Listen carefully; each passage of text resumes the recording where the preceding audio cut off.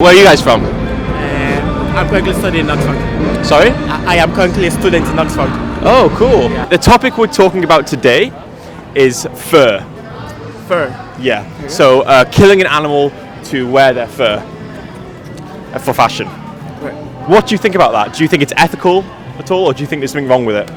Well, I think it depends. But since we're talking about fashion, I don't think fashion outweighs the purpose of fur in animals and the chain of food chain. It depends on sustainability. So I would say it's good or bad. So it depends whether the community and the environment are in equilibrium in how it is done. Let's say if I had my own animal, Yeah. so it's going to be completely sustainable, and I killed them just because I like the way they looked on me. Yeah. Is that ethical?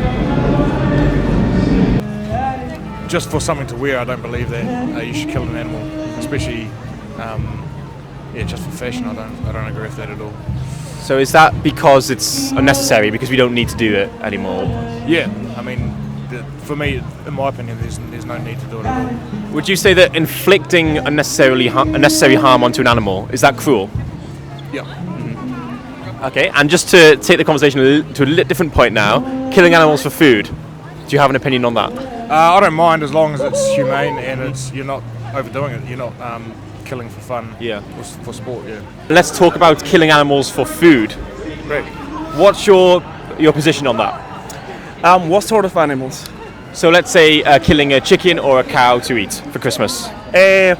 Well, again, it really depends. Chicken, depending on the geographical location, is part of the diet of the locals. So it really depends what sort of animals are we killing. So at this point in evolution, this meat is part of the diet. So let's suppose that hypothetically we stop killing these animals, people will change, people will get sick. It's part of the blood. Separate from the sustainability issue, you must care about the well-being of conscious creatures as well, though, right? Yeah. Because if I was going to torture a dog, Yeah. and I'd say it's completely sustainable to do this, would you still think it's wrong? No. So I'll be against torture and cruelty. Yeah. You're against cruelty, and how do you define animal cruelty? That's very difficult. Yeah. It is. That's Would you say that Yeah. unnecessarily inflicting harm on an animal, Yeah. is that cruel? I would say so. Yes. Do we need to consume animal products to survive today? We probably don't. Would you say that killing an animal for food, is that under your definition of animal cruelty? No, I wouldn't say so. Do you think that we need to consume animals to survive today? I don't believe we do. No, to survive, no. Would you say that it fits in the definition of animal cruelty, just like killing an animal for fur? Going along this line of reasoning, yeah. Do you think there's any nutrients that we get from eating animals that we can't get, say, on a vegan diet? No, we can get the same nutrients from a vegan diet. Right. Right. But in the end, it's not the same thing. How the body digests these different textures and I don't know how to say cells. Let's talk about cells. These different cells and stuff. It would change how it behaves in the body. So, nonetheless, Sorry, I think it definitely depends because, for instance, there's people that are anemic or have like blood conditions and they have to have iron intake, and sometimes like veggies, you have spinach, chickpeas have good proteins and all Yeah. that. But sometimes, for instance, red meat or there's certain aspects of meat that are really good for those people that have those conditions that they need that. So I think you could do a vegan diet, but you would probably need to also use supplements. Yeah. Right. And I agree. And I think with the whole thing about iron, say red meat can be a huge boost of iron, but we can also take a supplement, I suppose, just very, very high in iron. If we can get the nutrients we need from a vegan diet with supplementation, would you say it's unnecessary to kill an animal for food? I would say, as I said earlier, it should be gradually. Right? So if we can get the same nutrients from another diet, but it should be gradual because the body's already accustomed to the texture, how it processes the meat. The digestive system is evolved to digest raw meat. You said that the definition for you is unnecessarily inflicting harm. Yeah. Would killing an animal unnecessarily not fit into that? But necessity, I don't think that's simple to define, right? It's because it depends on what the culture is. Is the fact that something is part of the culture, would that make it morally acceptable? Oh, I see. So, for example, we could point to scenarios where there's things we probably wouldn't agree with, like the way women are treated in Saudi Arabia or whatever. And we could say, well, it's ingrained in their culture. It's been happening for hundreds of years. I honestly believe that it's not morally wrong to eat meat, but I do believe there is a fine line between where it becomes wrong. How would we morally justify killing an animal for food if it's not for survival?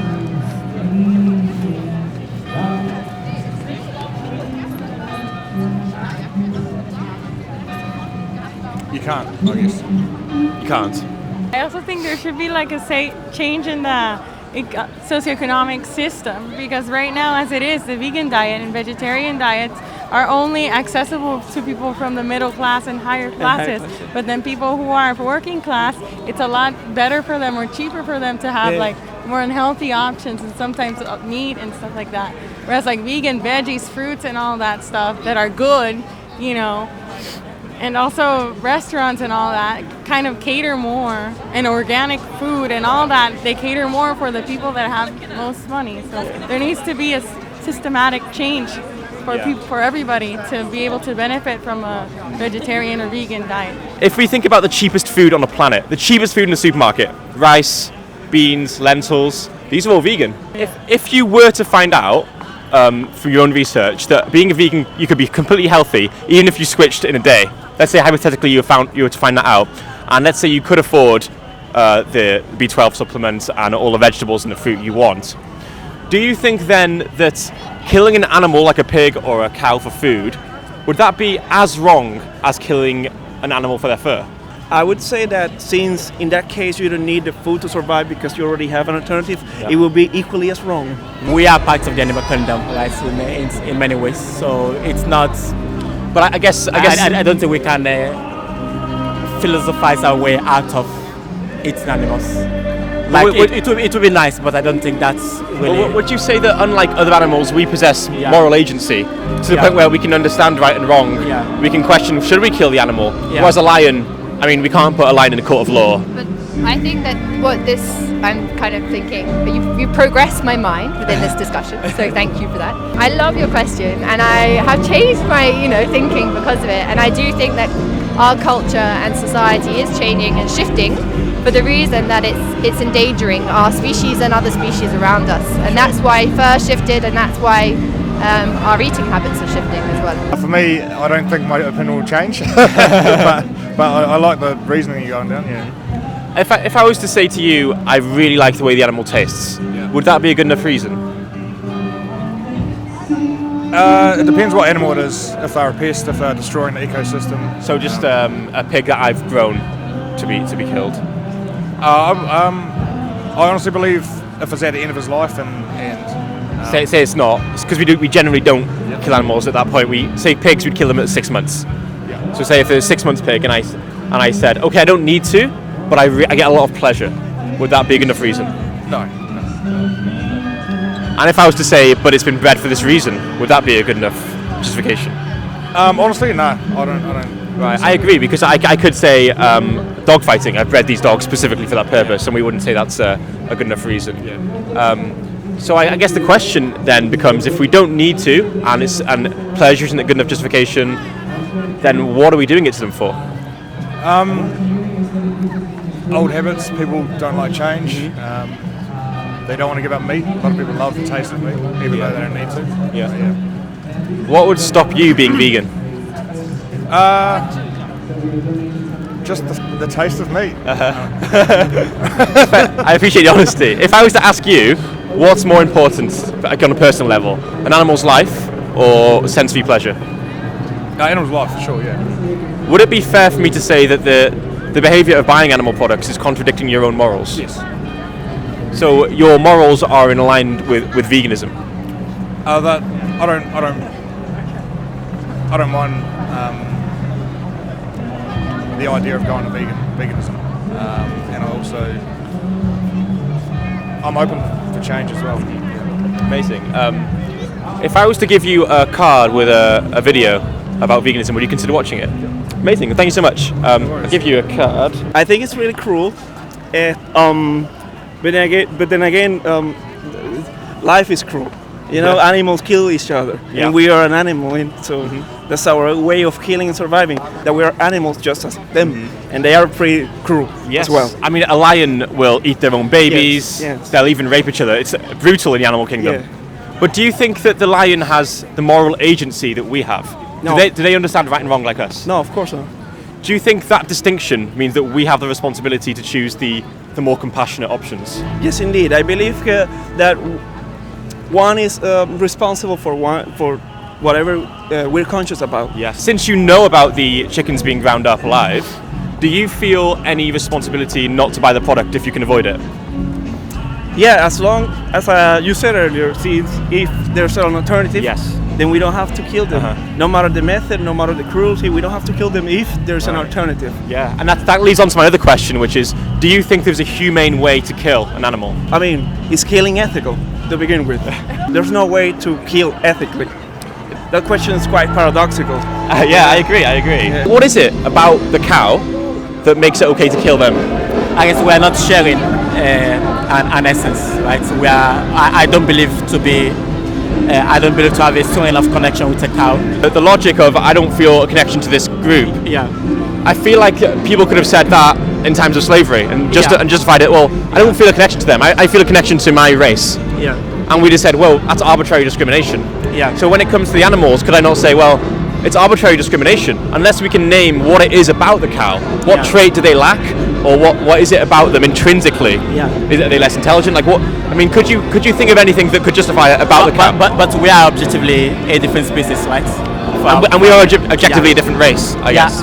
But that's I would say I think that's different, right? That race again is deeply into our culture. So we don't share our difference between horse and cows is not a matter of of culture or aesthetics or it's genes or skills, right?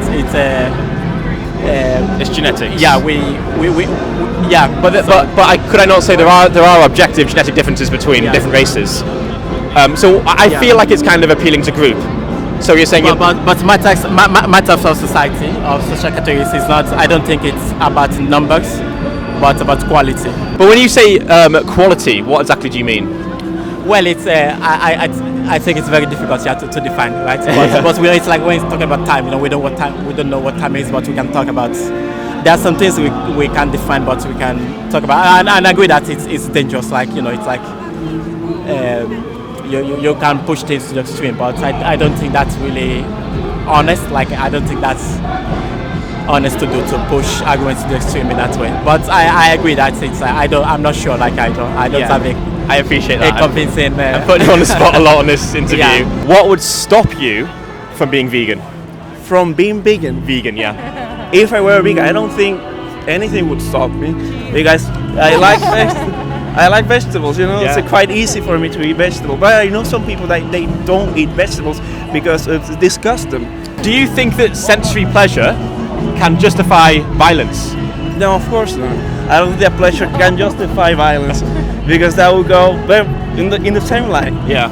If violence would justify, if pleasure justifies violence, then what is this? What sort of society is this? Do you think that being vegan would be more in line with your own morals and who you are? Yeah, I agree. Especially for the environment. Yeah, I agree. Yeah. Right. So I believe this is not only saving an animal's life, it's just changing the whole system when you go vegan. Amazing. Do you see yourself as being vegan one day in the future? Yes, of course. I believe so. I have been vegan on and off, like vegetarian. Some days I am vegan. Yeah, you're interested. Yeah. If I was to give you a card with a YouTube video, would you consider watching it about veganism? Yes, of course. Oh, amazing. Well, thank you so much. I'm Jack, by the way.